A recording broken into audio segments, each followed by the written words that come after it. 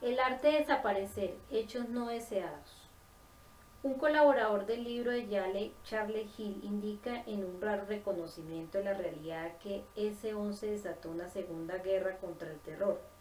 Pues la administración Reagan había declarado la primera 20 años atrás y nosotros ganamos. Esa primera guerra, avisa triunfalmente Hill, aunque el monstruo del terrorismo apenas quedó herido, no exterminado. Como la ganamos, incumbe a otros.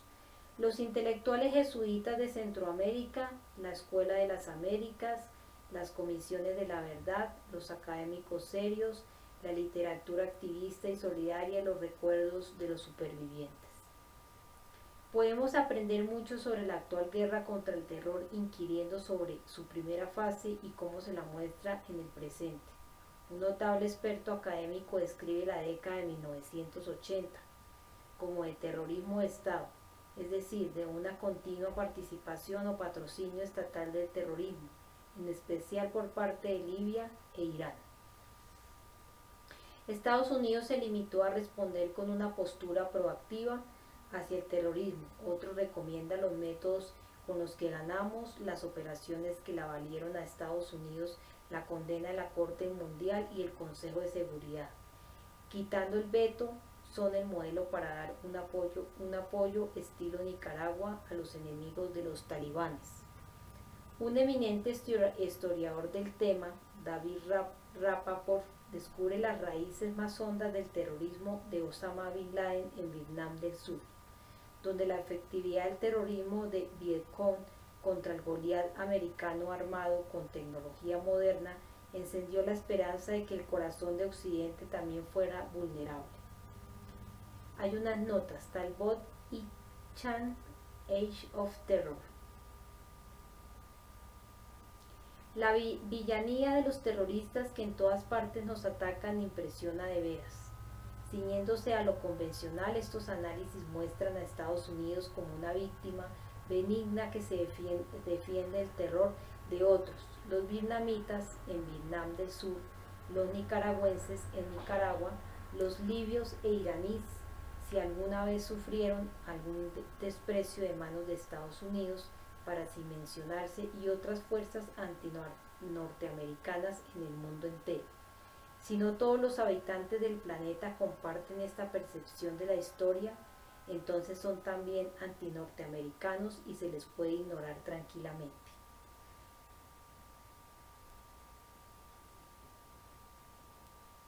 Como vimos antes, la plaga del terrorismo estatal respaldado por Estados Unidos que cundió por toda América Latina en los años 60 tuvo un apogeo en Centroamérica en los 80, cuando la guerra contra el terror de Reagan recogió su cosecha mortal.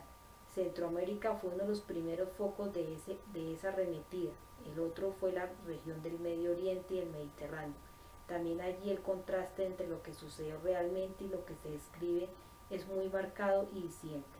En la década de 1980 la peor atrocidad en esa región fue la invasión del Líbano por Israel en 1982, la cual, como las invasiones sanguinarias y devastadoras de Rabin y Pérez de 1993 y 1996, poco podía excusarse en la legítima defensa. Dado el apoyo crucial de Reagan y Clinton, estas operaciones se suman al historial de Washington de terrorismo de Estado internacional. Unas notas, Martha Crescent, Ivo Delder y James Lindsay, David Rapport, respectivamente en Current History, diciembre del 2001. Estados Unidos estuvo implicado directamente en otros actos de terror en la región, entre ellos los 3 candidatos al premio al más salvaje atentado terrorista de 1985, cuando el terrorismo en la región fue elegido por los directores de prensa como la noticia principal del año 1, el coche bomba frente a una mezquita de Beirut, que dejó 80 muertos, en su mayoría mujeres y niñas, y 250 heridos, programada para explotar a la salida de la gente y cuya pista condujo a la CIA y la inteligencia británica. 2. El bombardeo a Túnez por Shimon Peres, con 75 palestinos y tunecinos muertos, facilitado por Estados Unidos y encomiado por el secretario de Estado Schultz, y luego condenado por unanimidad en el Consejo de Seguridad de la ONU como un acto de agresión armada, con la abstención de Estados Unidos, y 3. Las operaciones Puño de Hierro de Pérez, dirigidas contra los que el alto mando israelí llamaba aldeanos terroristas, en el Líbano ocupado, que alcanzó nuevas dimensiones de brutalidad calculada y asesinatos arbitrarios, en palabras de un diplomático occidental conocedor del área y ratificada de sobra por las transmisiones directas, con un total de bajas desconocido según las convenciones de costumbre. Todas estas atrocidades caen en la categoría del terrorismo internacional con apoyo estatal, cuando no en el más grave crimen de guerra de la agresión. En esta relación se excluyen muchas otras, tales como los frecuentes secuestros y homicidios en alta mar por parte de las fuerzas navales de Israel cuando atacaban barcos en tránsito en Chipre y el norte del Líbano, trasladaban a muchos de los capturados a Israel y los dejaban presos sin levantarles cargos como rehenes, amén de tantos otros crímenes que no lo son porque tenían el respaldo de Washington. Unas notas. Para más detalles, véase My Pirates and Imports o Old and New sobre la invasión israelí del Líbano apoyados por Clinton en los años 90, más allá de la región sureña ocupada ilegalmente. Véase My Fatal Things, edición de 1999. El periodismo y los estudios académicos sobre el terrorismo consideran que 1985 fue el máximo terrorismo en el Medio Oriente, pero no por estos acontecimientos, sino por 2 actos terroristas en los que murió una sola persona en cada uno, en ambos casos estadounidenses. En la peor de las 2 atrocidades terroristas que pasaron los filtros doctrinarios, un grupo palestino terrorista dirigido por Abu Abbas asesinó brutalmente a un judío estadounidense inválido, Leon Klinghoffer, durante el secuestro del crucero Archie Lauro en octubre de 1985. El crimen pareció establecer un nuevo modelo de inhumanidad entre los terroristas. Escribe John Burns, corresponsal de New York Times. Burns se refiere a Abbas como ese monstruo venido a menos, a quien tal vez le llegará el día de arreglar cuentas con la justicia estadounidense. Por su parte, en el crimen, una de las pregonadas hazañas de la invasión de Irak fue la captura de Abu Abbas pocos meses después. El asesinato de Klinghoffer sigue siendo el símbolo más vívido y duradero de la maldad inextirpable del terrorismo árabe y la prueba irrefutable de que no se puede transar con esas alimañas. La atrocidad fue sobradamente real y no encuentra tenuamente en la excusa de los terroristas de que el secuestro fue una retaliación por el mucho más mortífero ataque israelí de una semana antes contra Túnez, respaldado por Estados Unidos. Pero el bombardeo de Túnez no cae en el canon del terrorismo porque se oculta tras la falacia de la gente equivocada. Siguió sin mencionarse tras la captura de Abu Abbas. No habría por supuesto dificultad alguna en capturar a los monstruos Shimon Peres y George Shultz, que están lejos de ser venidos a menos, y hacerle llegar el día de arreglar cuentas con la justicia estadounidense. Pero eso rebasa lo impensable. Unas notas. Chensan en Current History, diciembre del 2001. John Burns en el New York Times, 8 de noviembre del 2002. También fueron desaparecidos con eficiencia sucesos más recientes que tienen un parecido más que superficial con el homicidio de Klinghoffer. El silencio fue la respuesta cuando unos reporteros británicos encontraron los restos aplanados de una silla de ruedas entre las ruinas del campo de refugiados de Jenin después de la ofensiva de primavera ordenada por Sharon en 2002. Estaba aplastada por completo, aplanchada como en una caricatura, informaron. En medio de los escombros había una bandera blanca rota. Un inválido palestino, Kemal Zugayer, fue muerto a tiros mientras trataba de rodar la silla camino arriba. Los tanques israelíes deben haber pasado por encima del cadáver, porque cuando un amigo lo encontró le faltaban una pierna y ambos brazos, y el rostro, según estaba rajado en 2. De haberse publicado esto en Estados Unidos, se le habría soslayado como un error involuntario en el curso de una retaliación justificada. Kemal Sugayer no merece entrar en los anales del terrorismo al lado de Leon Klinghoffer. Su asesinato no ocurrió por órdenes de un monstruo, sino de un hombre de paz, que comparte una relación espiritual con el hombre visionario de la Casa Blanca. Uno de los más eminentes escritores y columnistas de Israel, Boaz Hebron, bosquejó la dinámica esencial que opera en estos casos tras una escalada de la violencia de los colonos y las FDI, que causó gran consternación en Israel.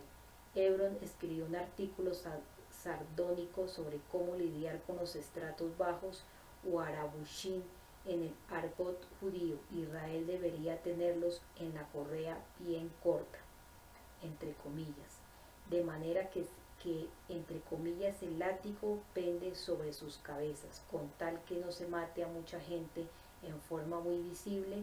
Los humanistas occidentales, entre comillas, aceptarán todo sin chistar y hasta preguntarán ¿qué tanto tiene de terrible? Una nota. Justin Hugley y Phil Reves en Independent, 25 de abril de 2002. Véase My Fellow Triangle, página 136. Los vigilantes de la integridad periodística en Estados Unidos sabían la lección sin que Hebron la dictara. El más prestigioso guardián de los medios de comunicación, la revista de periodismo de Columbia, otorgó su codiciado laurel a los medios del país por el cubrimiento de la ofensiva de primavera de 2002, ordenada por Sharon en Jenin, Nablus, Ramallah y otros sitios en el 35º año de la ocupación judía en Cisjordania y Gaza. Según la revista, los galardonados recibieron el laurel por asegurarse de que el examen de la ofensiva se centrara en una pregunta capital: ¿hubo una masacre deliberada de cientos de civiles en el campamento de refugiados de Jenin? Si no la hubo, entonces las personas civilizadas pueden aceptar todo esto calmadamente, entre comillas. Podríamos hacer una prueba hipotética. Supongamos que Siria ocupa a Israel por 35 años empleando los mismos medios y políticas de la ocupación judía, y que un día repite tal cual la ofensiva de Sharon de 2002. Atropella poblaciones judías, demuele grandes áreas con sus bulldozers y tanques, sitia por semanas a la población sin acceso al agua, alimentos o atención médica, destruye centros de salud, instituciones de gobierno y tesoros arqueológicos, haciéndoles ver patentemente y por todos los medios a esos judacos que el látigo pende sobre sus cabezas, pero sin matar centenares de ellos a la vez, según los criterios del laurel. Solo un racista antiárabe sentaría protesta, y el hallazgo de los trozos dispersos de un inválido judío asesinado, aplastado en su silla de ruedas por un tanque sirio, no sería objeto de atención, ni mucho menos de la severa justicia estadounidense. En su análisis de la noticia de Jenin, la mencionada revista reprendió a la prensa británica por aceptar la culpa de Israel como un hecho probado, y ridiculizó a la ONU por preparar una investigación con un equipo cuyas simpatías políticas aseguraban que sus conclusiones serían cuestionadas, sin duda alguna, por los pensadores independientes de la revista. Entre tanto bullicio que aturde, ¿qué iba a creer el mundo?, preguntaban sus editorialistas. Unas notas. Dars and Lawrence, Columbia Journals, Review de julio de agosto del 2002. No todo estaba perdido, por fortuna. Entran en escena los medios de información independientes de Estados Unidos con la misión de averiguar la verdad por su propia cuenta. Refutan las calumnias contra Israel y revelan que ninguna matanza premeditada, sangre fría de centenares ocurrió en Jenin. Llegan de hecho a la mismísima conclusión de que los desacreditados medios británicos y otros, que sin embargo no adoptaron el enfoque propagandístico de Estados Unidos Israel con la misma rigidez que exigen los directores de la revista, y ahondaron en la invasión israelí, más allá de esa sola cuestión. Los medios independientes, entre comillas, de Estados Unidos no merecían ese insultante elogio de su hincha. Los lectores avisados pudieron enterarse a través de ellos de los crímenes cometidos, aunque no con los espantosos detalles presentados por la prensa israelí y Europa, y claro, se lo resguardó celosamente de la complicidad de su propio gobierno, como se suele hacer. Cuando los agentes equivocados se ven implicados en el terrorismo internacional con apoyo estatal, descubrimos que a veces las atrocidades terroristas no se borran de todo, sino más bien se alaban. Un caso instructivo es el del país que reemplazó a El Salvador como principal receptor de ayuda y adiestramiento militar estadounidense, Turquía, donde el terrorismo de Estado se practicó en grande durante el mandato de Clinton. Contando con el respaldo de Washington, tomó prestado el término terrorismo de Estado del ministro de Derechos Humanos del gobierno turco cuando se refería a los grandes horrores cometidos contra los kurdos en 1994 y del sociólogo Ismail Besikty, puesto preso nuevamente cuando publicó el libro Terrorismo de Estado en el cercano Oriente, luego de haber pagado 15 años por grabar la represión turca de los kurdos. Véase páginas 78 y 79, una nota. Seguimos. Como en otras partes hubo una desaparición de los hechos inaceptables, pero los suecos no pasaron completamente inadvertidos. El informe año 2000 del Departamento de Estado sobre los esfuerzos de Washington por combatir el terrorismo destacaba a Turquía por sus experiencias positivas en la lucha contra el terror, además de Argelia y España, respetables colegas. En un artículo de primera página y sin comentarios, el experto en terrorismo de New York Times daba cuenta de este elogio.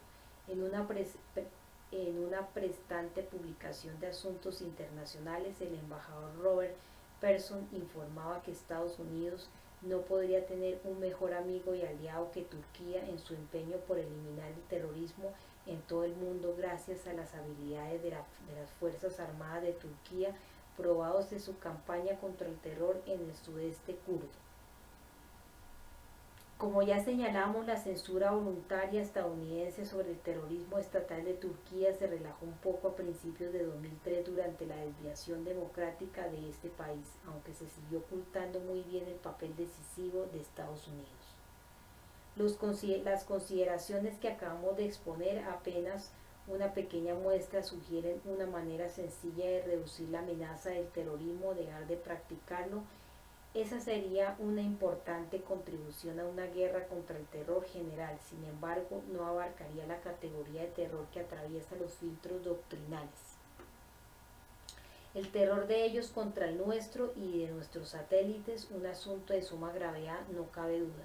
Dejemos de lado esa cuestión por un momento y pasemos a un terreno emparentado con ella en el que la atención a las verdades puede ser de alguna utilidad. Unas notas. Judy Miller en New York Times, 30 de abril de 2000, Robert Persson en Fletcher Forum 26 número 1, invierno-primavera de 2002, ver páginas 90 y 92. Verdades evidentes y teoría de la guerra justa. La teoría de la guerra justa ha vivido una reactivación en el contexto de la nueva era de la intervención humanitaria y el terrorismo internacional. Miremos el mejor caso según se nos presenta, el bombardeo de Afganistán, paradigma de la guerra justa para el consenso occidental.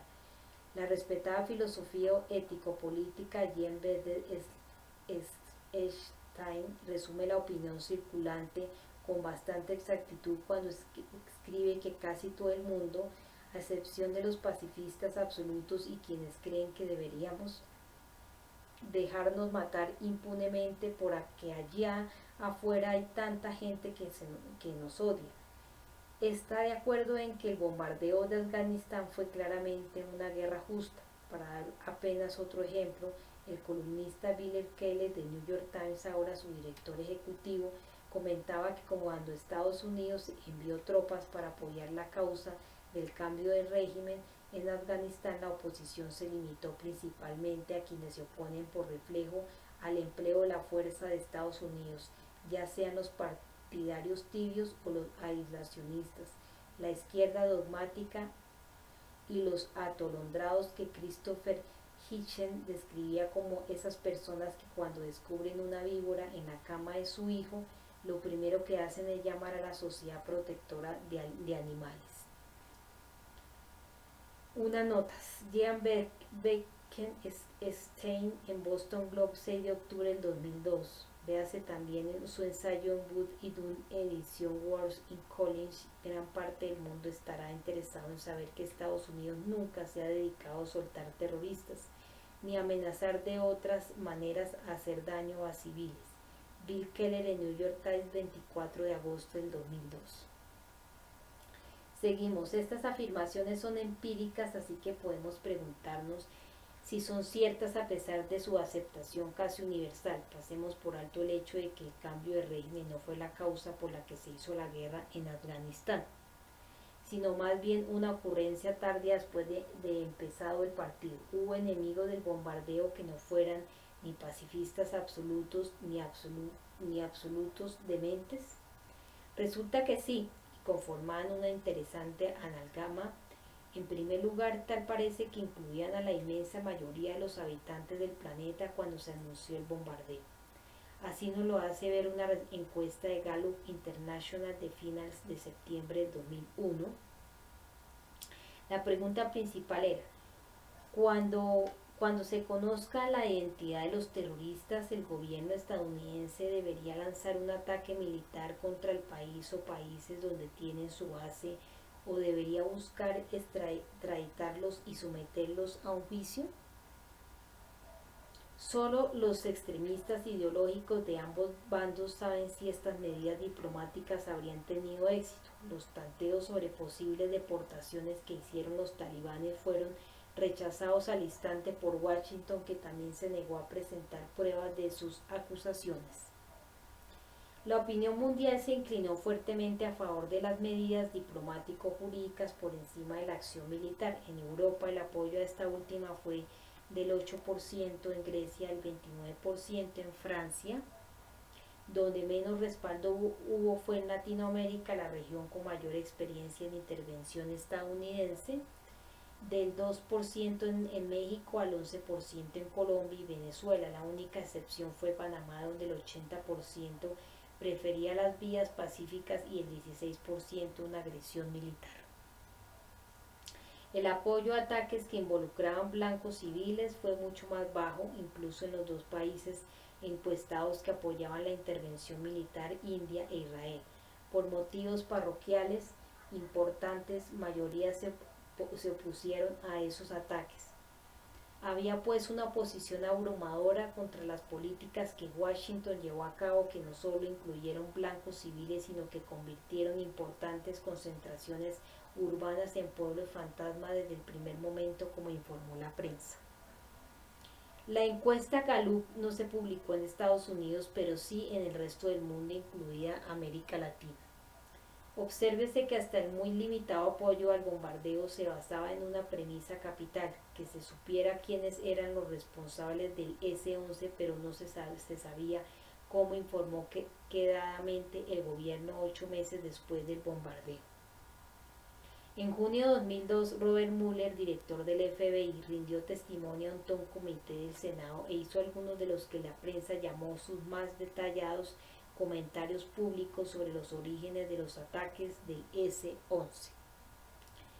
Mueller informó al Senado que los investigadores creen que la idea de los atentados del 11 de septiembre contra el World Trade Center y el Pentágono vino de los líderes de Al-Qaeda en Afganistán, aunque el rastreo, los planes y la financiación podía conducir a Alemania y los Emiratos Árabes Unidos. Pensamos que los cerebros se hallaban en Afganistán entre las altas jerarquías de Al-Qaeda, dijo Mueller. Si en junio de 2002 solo se podía conjeturar la responsabilidad indirecta de Afganistán, es evidente que no se podía saber 8 meses antes, cuando el presidente Bush ordenó el bombardeo del país.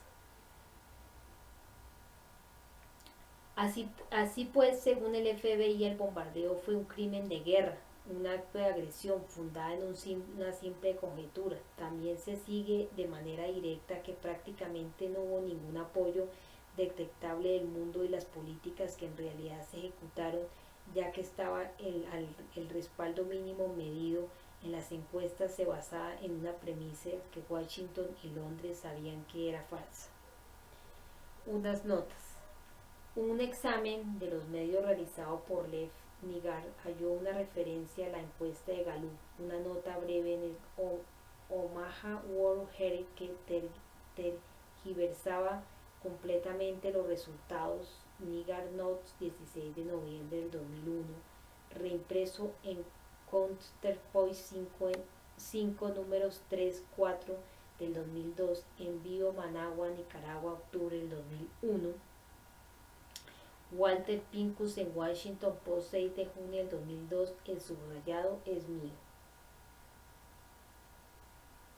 El antiguo director de Human Rights Watch África, hoy profesor de Derecho de la Universidad de Emory, quizás habló en nombre de muchos otros en el mundo cuando en su discurso de enero de 2002 ante el Consejo Internacional para la Política de los Derechos Humanos en Ginebra dijo: no alcanzo a distinguir indiferencia alguna, ya sea ética, política o legal, entre la yihad de Estados Unidos contra los que considera que son sus enemigos y la yihad de los grupos islámicos contra los que ellos consideran que son sus enemigos. ¿Y qué decir de la opinión afgana? Los datos escasean, pero no faltan del todo.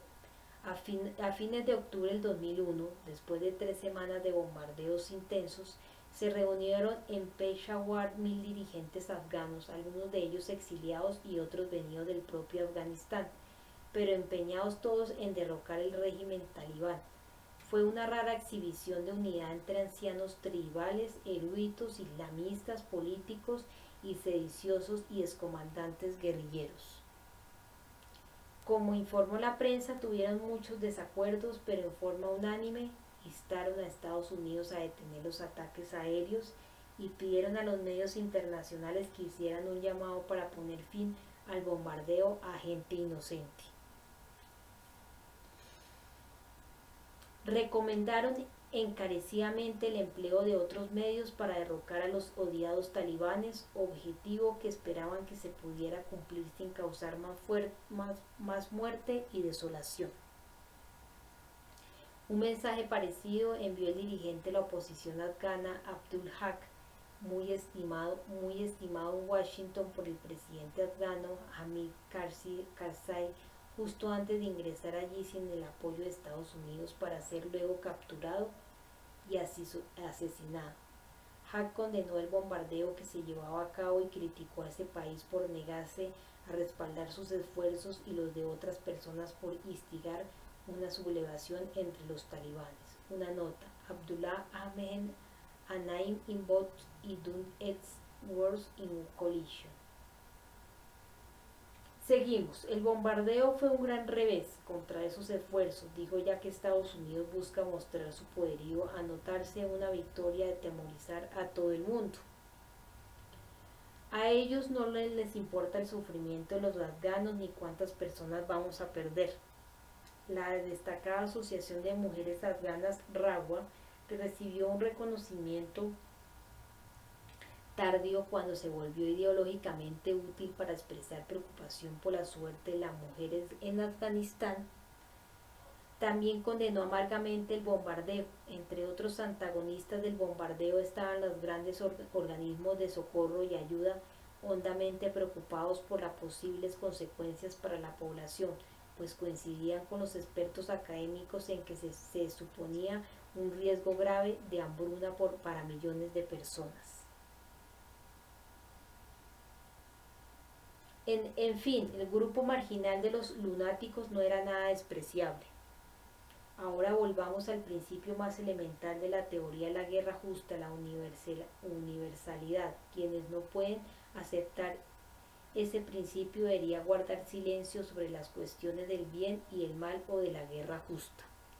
Hay unas notas. Abdul Haq, entrevistado por Anatol Lieber en Guardian, 2 de noviembre del 2001, reunión de Payward y informes de Barry Berak en New York Times, 25 de octubre del 2001, John Thornhill y Fahar Burki en Financial Times, 25 y 26 de octubre del 2001, Josh Burns en New York Times, 26 de octubre del 2001, Indira Lashwaman, Boston Globe, 25 y 26 de octubre del 2001, Rago Sitios Web. La información relevante se sostuvo a través de revistas independientes, alternativas, tanto impresas como electrónicas, entre ellas ZNet, www.zmag.org. Para citas adicionales, véase My The World After September 11, reimpreso en Pirates and Emperors, o es My The World After September 11, reimpreso en Pirates and Emperors, hoy a New, capítulo 6, 28, véase páginas 186 y 188. Ahora, si nos ponemos a esta altura, surgen ciertas preguntas. Por ejemplo, ¿han adquirido Cuba y Nicaragua el derecho a detonar bombas en Washington, Nueva York y Miami para defenderse de un ataque terrorista en curso? Más aún cuando los victimarios son bien conocidos y actúan con total impunidad, a veces en flagrante desacato de las más altas autoridades internacionales, de tal manera que los casos son bastante más evidentes que el de Afganistán. Si no, ¿por qué? Obviamente no se puede apelar el tamaño de los crímenes para decir que no, basta un leve vistazo al pasado real para que esa jugada quede excluida. Si estas preguntas no reciben respuesta, los pronunciamientos sobre la guerra justa no se pueden tomar en serio. Yo aún no he visto el primer caso en que las preguntas se hayan formulado siquiera. Esto conduce a ciertas conclusiones que tal vez no sean muy atractivas, pero que podrían despertar algún interés e introspección. Y una seria inquietud sobre las implicaciones a largo plazo de esta aparente incapacidad de aceptar el principio de universalidad que subyace a estas deficiencias. Si bien las preguntas clave quedan sin respuesta, o de hecho ni siquiera se formulan, de vez en cuando sí surgen temas relacionados con ellas, y en forma tal que nos brinda cierta percepción útil de la cultura moral e intelectual reinante. El corresponsal de New York Times en Latinoamérica nos informa que allí los intelectuales otorgan automáticamente a los líderes norteamericanos inmunidad moral respecto de las normas éticas que aplican a otros líderes. Aduce como prueba una declaración de un grupo de intelectuales latinoamericanos en contra de una invasión a Cuba después de lo de Irak. Cree que tal vez se precisa una explicación psicológica para dar cuenta de su incapacidad para adoptar normas éticas universales, pero no se precisa ninguna explicación psicológica cuando él y sus colegas otorgan automáticamente a sus líderes inmunidad respecto de las normas éticas que aplican a otros, en concreto las normas éticas que exigirán el castigo severo de todo aquel que se atreva a librar guerras terroristas como las que sus líderes han llevado a cabo contra Cuba y Nicaragua. Véase notas Larry Lauder en New York Times, 18 de mayo del 2003.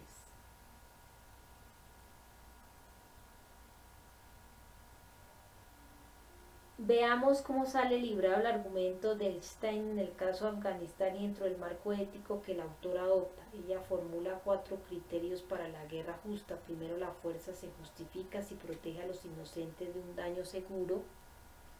El único ejemplo que da es cuando un país sabe a ciencia cierta que un genocidio comenzará en determinada fecha y las víctimas no tienen cómo defenderse. En segundo lugar, la guerra se debe declarar manifestadamente o en su efecto debe estar sancionada por una autoridad legítima.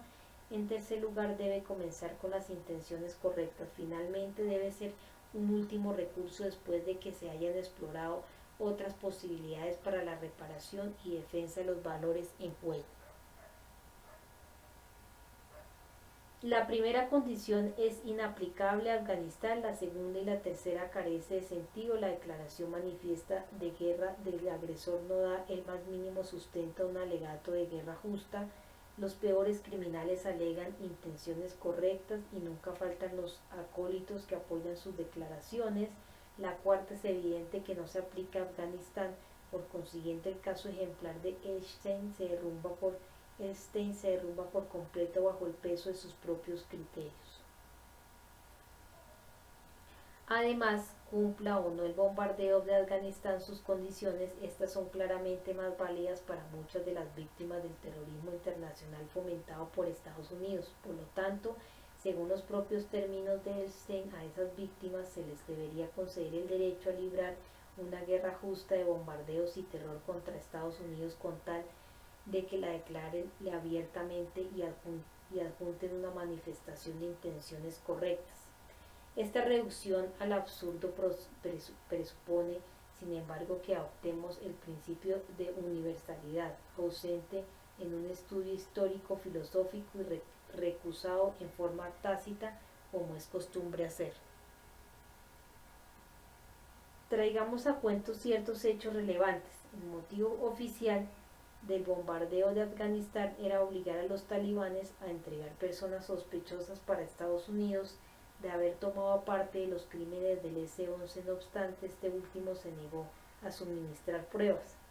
Por los días en que la reticencia a obedecer de los talibanes era la noticia del momento, despertando grandes iras, Haití renovada su solicitud de extradición de Manuel Constant, jefe de las fuerzas paramilitares responsables en primer grado del asesinato brutal de miles de haitianos a principios de los años 90, cuando la junta militar recibía el apoyo, no tan tácito, de la primera administración de Bush y luego de la de Clinton.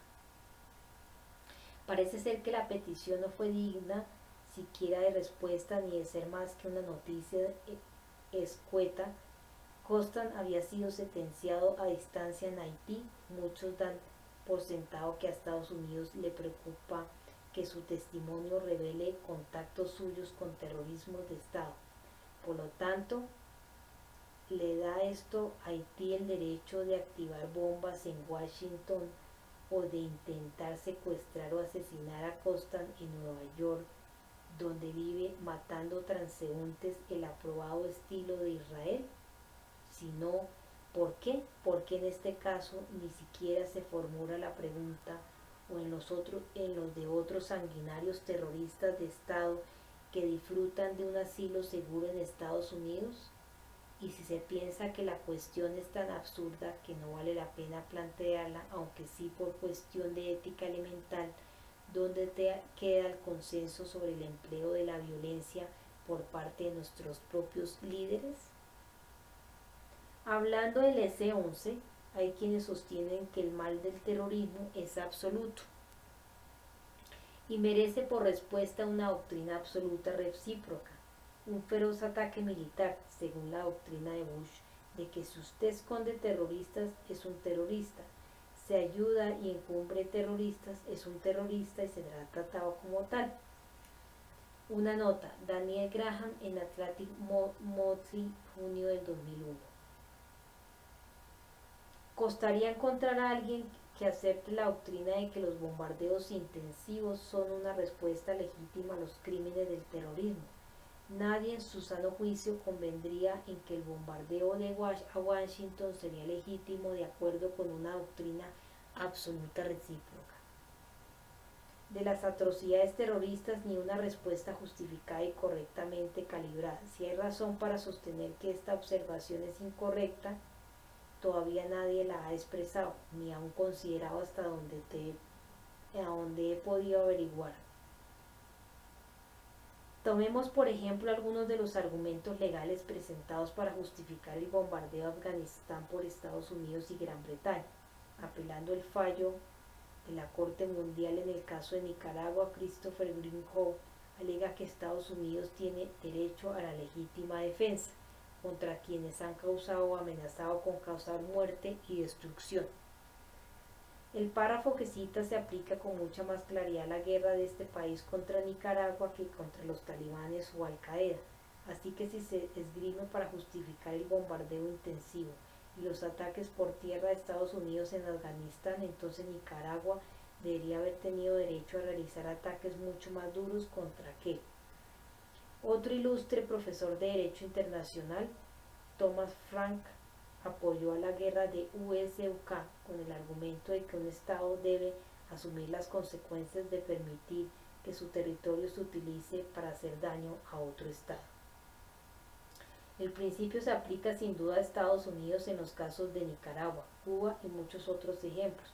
Sobra decir que en ninguno de los casos la apelación al derecho de la legítima defensa contra actos repetidos de muerte y destrucción sería en absoluto tolerable. Hablo de actos, no meras amenazas. Unas notas. Talbot y Chance, Age of Terror, páginas 15 y siguientes, el subrayado es suyo. Ellos añaden que el problema y la solución son más complicados, pero parecen aceptar la conclusión y consideran apropiado y correctamente calibrado el bombardeo angloamericano. Christopher Wingward en Internal Affairs 78, número 2, abril de 2002. Lo mismo es válido para otros planteamientos más matizados sobre la respuesta correcta a las atrocidades terroristas. El historiador militar Michael Howard propone una operación policial con el auspicio de Naciones Unidas contra una conjura criminal cuyos miembros deben ser perseguidos y llevados ante un tribunal internacional donde reciban un juicio justo, y de ser encontrados culpables una sentencia apropiada. Suena bastante razonable, aunque no cabe pensar que ese tipo de medidas se pudieran aplicar a Estados Unidos o Gran Bretaña.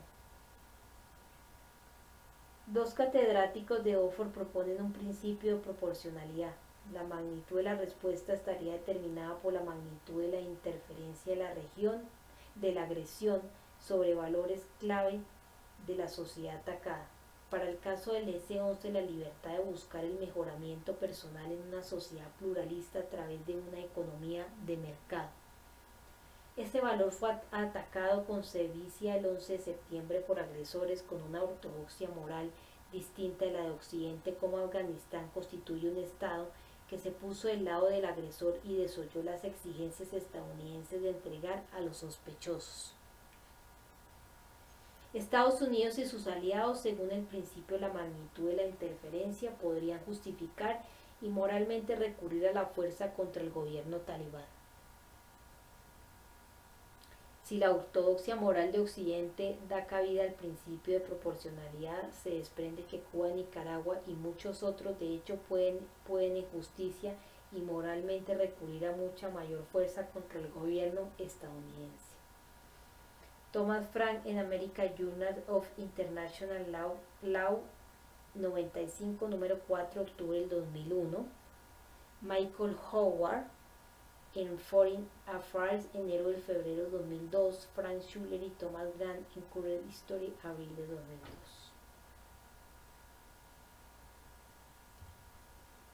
No cabe duda de que los atentados terroristas y muchas otras acciones ilegales de Estados Unidos contra Cuba y Nicaragua interfirieron en los valores clave de la sociedad atacada, de modo mucho más dramático que en el caso del S-11, y de que eso era lo que se buscaba. Más aún, como Gran Bretaña se puso del lado del agresor, Oxford también debería ser objeto de un ataque, por lo menos por parte de Nicaragua. Podemos preguntarnos por qué estas conclusiones ni siquiera se pueden considerar con toda propiedad, desde luego, y lo que eso dice de la cultura intelectual de las élites. Las deducciones sobre el principio de proporcionalidad trascienden estos casos, incluyen aventurillas para los estándares de USUK, como el ataque con misiles de Clinton contra la planta farmacéutica de Shifa en Sudán en 1998. Que condujo a decenas de miles de muertes, según los únicos estimativos confiables con que contamos, los cuales coinciden con la evaluación inmediata de Human Rights Watch y con informes posteriores de observadores especializados. Cualquier delito mucho más pequeño desataría un furor si el objetivo fuera Estados Unidos, Israel o alguna otra víctima respetable, y una retaliación cuya proporción es difícil imaginar y que por añadidura sería aplaudida como un desechado de guerra justa.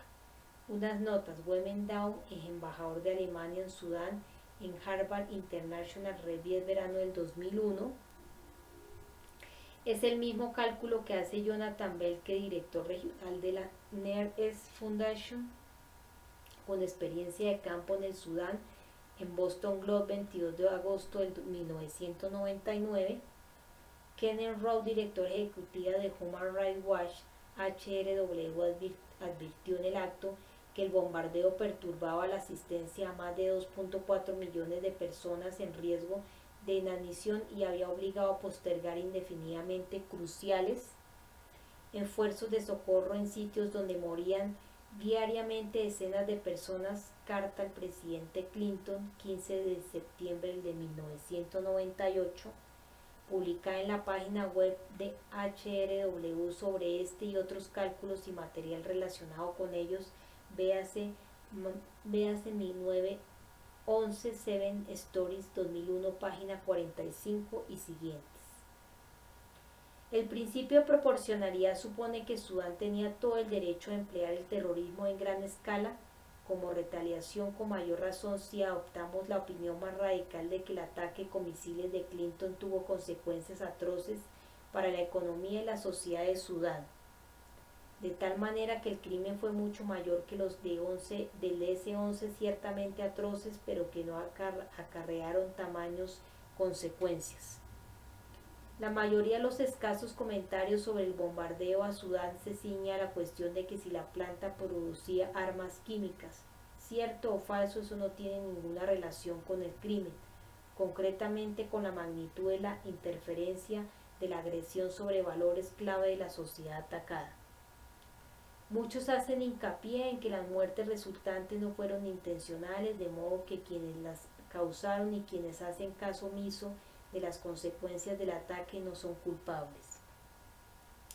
Este argumento vuelve a ilustrar vividamente el rechazo común del principio de universalidad. Ni por un momento aceptaríamos semejante posición en los demás. Muchas de las atrocidades que denunciamos con justicia no son intencionales, aunque eso se considera irrelevante. Cuando el perpetrador es el otro, pero de esto se desprende inmediata e inequívocamente otra conclusión. La excusa de que los actos no fueron criminales solo se puede sustentar bajo el supuesto de que la suerte de las víctimas no era la incumbencia de los victimarios.